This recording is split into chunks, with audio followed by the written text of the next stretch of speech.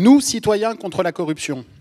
Nous, citoyens, journalistes, magistrats, juristes, avocats, policiers, criminologues, sociologues, économistes, anthropologues et philosophes, constatons une généralisation de la corruption qui met l'état de droit en péril et installe une insupportable fatigue démocratique.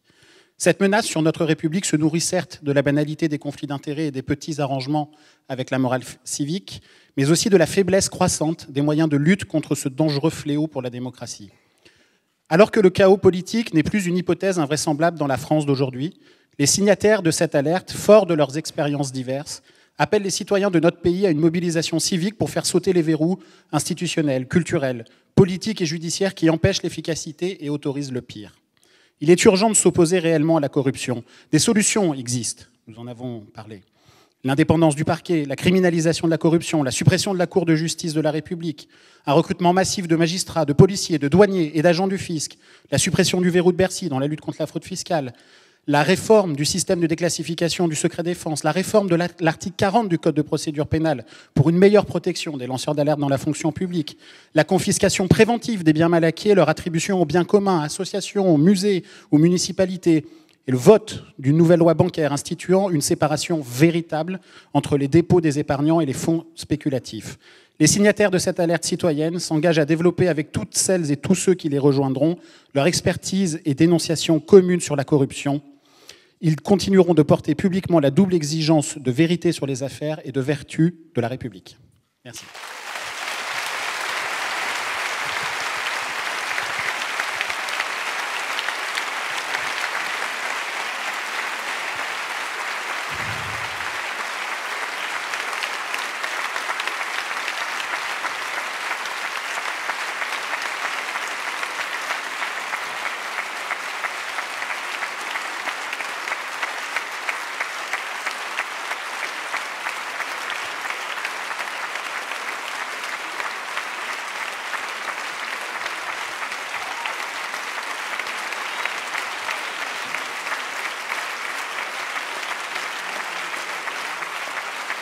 Je vais demander à tous les intervenants, toutes les personnes qui sont venues s'exprimer de monter sur la scène.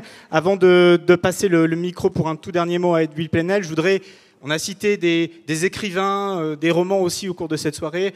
Pour illustrer notre propos, je voudrais juste citer une phrase pour terminer, une phrase qui est citée par Antoine Peillon dans son livre d'Étienne Laboétie, dans le discours de la servitude volontaire. Donc c'est une phrase qui date du XVIe siècle.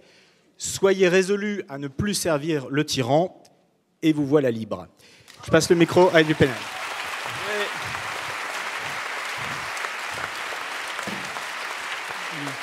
Je voudrais, en votre nom à tous, remercier Benoît Colombin, Antoine Peillon et Fabrice Arfi qui ont eu l'idée de cette soirée. Je voudrais qu'ils l'ont pensé, qu'ils l'ont organisé. Je voudrais vous remercier, bien sûr, vous tous. Comme l'a dit Fabrice, ce n'est qu'un début, le combat continue. Et je voudrais remercier cet événement peu banal, puisque ce que nous avons voulu montrer, c'est qu'il y a une expertise qui n'est pas d'en haut, qui est celle de la société, de l'expérience, des acteurs concrets, de la société qui parle, qui interpelle avec ses mots, avec son côté direct, avec ses interpellations, ceux qui, momentanément, nous représentent et ont le pouvoir. Donc je voudrais remercier, comme l'a dit Fabrice, ce n'était pas prévu, Tristiane Taubira d'être venue comme une citoyenne. Écoutez tout cela. Écoutez tout cela. Et vous avez...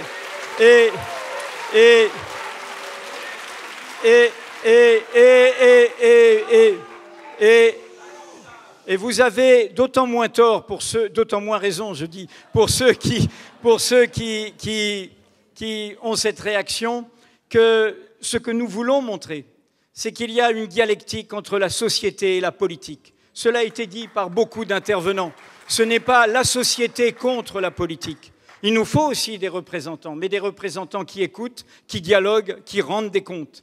Et il y en a, certains d'entre eux, qui se battent et qui prennent le lot de haine et de violence et de virulence, même pour avancer d'1 millimètre.